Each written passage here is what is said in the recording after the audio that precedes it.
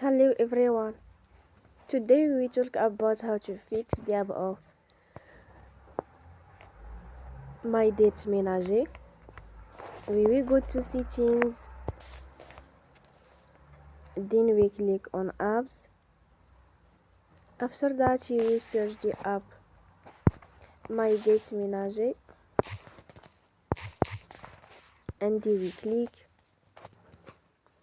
Then you will on for stop.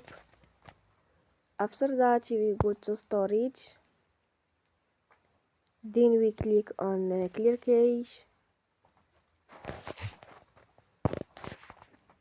In the end, you will turn your Wi-Fi and you will turn again. Don't forget to support us by like and subscribe. See you next time and thank you.